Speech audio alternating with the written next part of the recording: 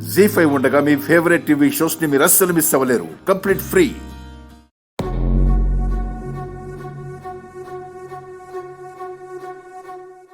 ఏంటలా చూస్తున్నావు? ఇంట్లో కాలు మీద కాలేసుకుని దర్జాగా కూర్చునే యజమానురాలు ఇలా రోడ్లు పట్టుకుని తిరుగుతుందేంటా అనుకుంటున్నావా? నేను అలా ఎందుకు అనుకుంటానమ్మగారు? మీరేదో పని మీద వెళ్తూ నన్ను చూసి ఆగుంటారు. నిజంగానే నేను పని మీద వెళ్తూ ఉంటే ఆఫ్టర్ ఆల్ ఒక పని మనిషిని చూసి ఎందుకు ఆగుతానే? నిన్ను కలవాలనే వచ్చాను. నీతో మాట్లాడటానికే ఆగాను. నిన్ను వెతుక్కుంటూ వచ్చానని నీ స్థాయి పెరిగిందనుకోకు. నీ స్థాయి ఏంటో నీకు గుర్తు చేద్దామని వచ్చాను. మీరేం మాట్లాడుతున్నారో నాకు అర్థం కావట్లేదు అమ్మగారు. నీకన్నీ తెలుసు మందారం, కాని నా ముందు ఏమీ తెలియనట్టు అమాయకత్వం నటిస్తున్నావంతే. నువ్వు దీపక్తో సంబంధం పెట్టుకున్న విషయం నాకు ఆలస్యంగా తెలిసింది. అది నువ్వు నెల తప్పాక. విషయం నాకు ముందే తెలుసుంటే పరిస్థితిని ఇంతదాకా రానిచ్చేదాన్నే కాదు.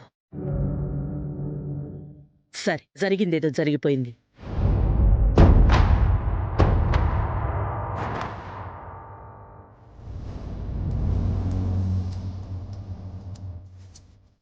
అందులో డబ్బు, నగలు ఉన్నాయి. ఇవి తీసుకుని సైలెంట్గా హాస్పిటల్కెళ్ళి ఆపరేషన్ చేయించుకో.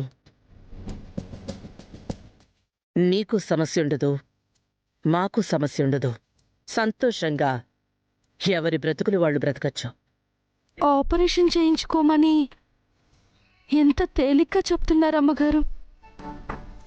నా కడుపులో పెరుగుతున్న బిడ్డ మా ఇద్దరి ప్రేమ కానుక. ప్రేమ కానుక వాళ్ళ కాడ. అనవసరమైన ఆలోచనలు పెట్టుకుని మనసు పాడు చేసుకోకు. వాడు మగాడు కాబట్టి ఏదో నీ మీద ఆశపడ్డాడు. దాన్ని ప్రేమ అని భ్రమించటం నీ అవివేకం. కాదమ్మా, మా ప్రేమ నిజం. దయచేసి దాన్ని అవమానించకండి. దీపక్ బాబు నన్ను పెళ్లి చేసుకుంటారని మాట కూడా ఇచ్చాడు. పిచ్చిదాన్నగా మాట్లాడుకో. మేమేంటి, మా స్థాయి ఏంటి? వాడు నిన్ను పెళ్లి చేసుకోవడం ఏంటే? నా కొడుకు రూపని పెళ్లి చేసుకుంటాడు. వాడి మీద లేనిపోని ఆశలు పెంచుకుంటే సమస్యల్లో ఇరుక్కుంటావు. క్షమించండి అమ్మగారు, నేను మోసాన్ని సహించను. మీ బెదిరింపులకు తల వంచను. నాకు, నా కడుపులో ఉన్న బిడ్డకు న్యాయం జరగాల్సిందే.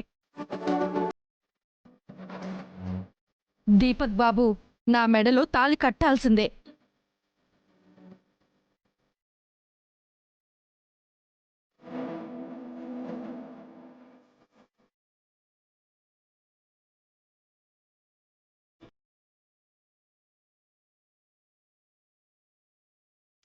జీ5 యాప్ డౌన్లోడ్ చేసి అన్ని ఎపిసోడ్స్ పూర్తి ఉచితంగా చూడండి.